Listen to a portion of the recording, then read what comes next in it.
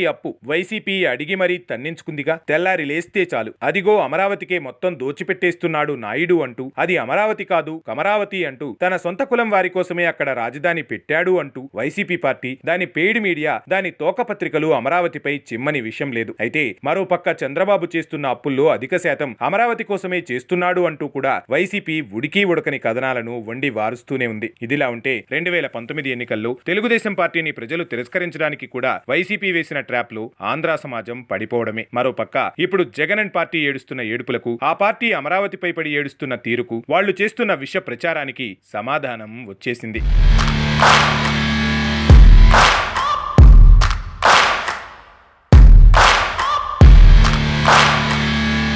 అది ఏకంగా కేంద్ర ఆర్థిక శాఖ నుంచి. ఇంతకీ అసలు విషయం ఏంటంటే, వైసీపీ పార్టీ 5 ఏళ్ల పాలనలో కొన్ని వేల కోట్లు మింగేసింది, కొన్ని వేల కోట్ల అవినీతి చేసింది. లెక్కాపత్రం లేకుండా పెళ్లానికి ఋషికొండపై కోట కట్టించుకున్న వైనం సైతం మనం చూశాం. ఆంధ్రుల రాజధాని అమరావతికి పెడుతున్న ఖర్చు విషయంలో మాత్రం ఎప్పటికప్పుడు దొంగ ఏడుపులు ఏడుస్తూనే ఉంది. ఈ క్రమంలో అమరావతి అప్పులపై తెలుగుదేశం పార్టీని కార్నర్ చేయాలని వైసీపీ ఎంపీ అడిగిన ప్రశ్నకి కేంద్రం గట్టిగా మొట్టికాయ వేసింది. మూసుకొని కూర్చోండి అన్నట్లుగా చెంప చెళ్లుమనేలా వాయించింది. అమరావతికి ప్రపంచ బ్యాంక్, ఆసియా అభివృద్ధి బ్యాంకు నుంచి కేంద్రం ఇప్పిస్తున్న రుణాలు ఆంధ్రప్రదేశ్ రుణ పరిధిలోకి రావని కేంద్రం స్పష్టం చేసింది. అంటే అమరావతి అప్పులు అసలు ఏపీ అప్పుల కిందకు రావని అర్థం. ఇక